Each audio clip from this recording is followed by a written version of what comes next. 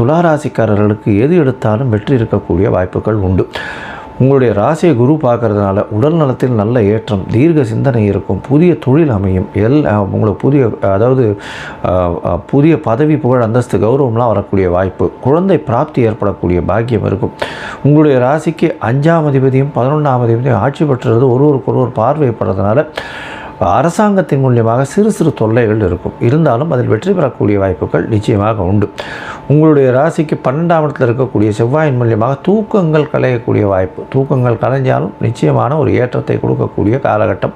படிக்கக்கூடிய மாணவர்களுக்கு பெரிய ஏற்றம் கொடுக்கக்கூடிய காலகட்டமாக இந்த மாதம் அமைய போகிறது. உடல் நலத்தில் நல்ல ஏற்றம், தாய் தந்தையரிடம் நல்ல ஒரு ஏற்றம் இருக்கக்கூடிய வாய்ப்பு, தந்தையின் மூலியமாக நல்ல ஒரு பெரும் உதவி கிடைக்கக்கூடிய வாய்ப்புகள் நிச்சயமாக இருக்கும். தொழில்துறையில் பெரிய அபிவிருத்தி ஏற்படும். கூட்டு தொழிலில் சற்று பணம் போடுறத கொஞ்சம் ஜாகிரதையாக இருந்துக்குங்க. ஏன்னா 12ஆம் இடத்துல செவ்வாய் போகிறதுனால செலவுகள் கொஞ்சம் அதிகமாக இருக்கும். தேவையற்ற செலவுகளாக இருக்கக்கூடிய வாய்ப்புகள் உண்டு. பண வரவு அதிகமாக இருக்கும், இருப்பினும் செலவு அதிகமாக இருக்கும். முயற்சி ஸ்தானாதிபதினு சொல்லக்கூடிய குருவே 9ஆம் இடத்துல இருக்கிறதுனால எல்லா விதமான விஷயங்களிலும் வெற்றி பெறக்கூடிய வாய்ப்பு. படிக்கக்கூடிய குழந்தைகள் வெளியூர், வெளிநாடு, வெளிமாநிலம் சென்று படிக்கக்கூடிய வாய்ப்புகள் இந்த மாதத்தில் நிச்சயமாக கிடைக்கும்.